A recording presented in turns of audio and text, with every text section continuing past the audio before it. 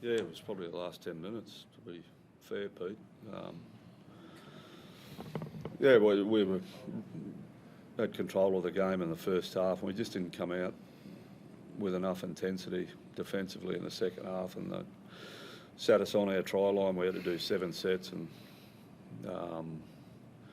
that just obviously gassed us a bit in the conditions. And I thought we hung on really well and levelled back up, and Ravalaara's break was the one we needed, but we threw it away on play, the next play, instead of being happy to get down there and try and, just get some field position and be happy to stay with the ball.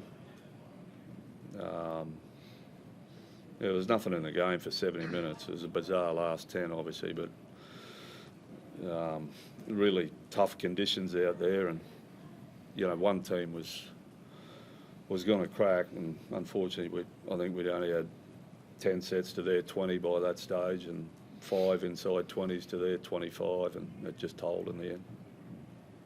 Where did it go wrong, because I think your first half you were 82% completion, and then maybe there were 2 tries early in the second half, but you were right in it, weren't you, for the game? Yeah, no, we were way on top, which is a positive thing. And as I say, for 70 minutes, we'd struggled and scrapped and stayed in the game at 18 all. Whoever scored next was going to win the game.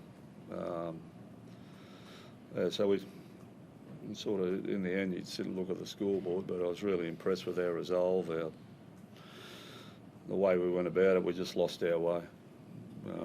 Handed them the ball, and they're a good side. Obviously, they're the best team in the comp, obviously, over, the 3 rounds when you have a look at it. That drive from Lomax as well, that obviously that would have changed it. I mean, it was early. I think it was tackle 2 that they went after it. If it comes off, it's heroic. In the end, it's a 7-tackle set. Yeah, and that's what I'm talking about. In the context of the game, it would have looked fantastic, but if we had our time over again, we'd just start driving a nail into them with possession and build some pressure down that end of the field. But they made a decision, and as you say, if they score, it looks great, but we just got to be a little harder than that with our ball, particularly in that game. I think they had the first 7 sets in the second half, which we didn't defend well enough early, but we scrambled and scrambled and scrambled there to get us with a kick, and then we hung in again and levelled up at 18 all. We just had to be happy to play out 80 minutes then, and that's the learning out of tonight. There's a lot of positives, but there's a couple of things obviously we've got to get better at. Is that the problem with the young spine, in the sense Sloan and Sullivan, that you've shown faith in them, but you're going to get those, not brain snaps, but those things where they probably, if they had their time again, change the direction, but it's part of the growing pains. Yeah, it is. You've got to put your faith in them and live with them, but again, some of the decisions we made from some of our older blokes weren't real good as well when the heat come on. But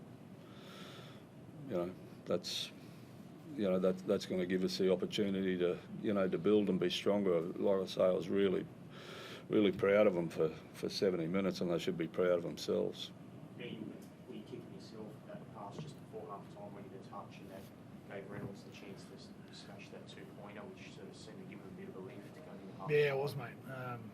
I was thinking just hit Matty Figai there, running down the sideline and let him come out of there, and it was just a fucking shit, terrible pass, sorry. And that obviously gave him a boost going into half time. What about Jaden Sullivan? Ben was a great try he scored there. He backed himself. How are you seeing his development? Does it give you faith watching him score a try like that and show that he's prepared to back his instincts and come up with a cracker? What's his future look like for your spine? Yeah, he's a good young player, Sully, and he's eager to learn and build on his game every week, and it's good to see him backing himself and playing some good footy. Obviously, there's, like Hook touched on, there's some stuff that he needs to learn and keep growing, but I think he's heading in the right direction. What about Sloan? You came up with a try save last night too, which I guess is what you want to see from a good defensive players. Yeah, they're the best things you want to see from your fullback and what Sloaney's doing. He's come up with a couple of big plays, a couple of weeks in a row now defensively, and it's something that we're really looking for in him. Everyone knows how good he can attack and what he can do with the ball, but it's very pleasing to see him working hard off the ball. Andy, what was the talk in that last 10 minutes when it just seemed to get away from you so quickly, like trying to arrest that?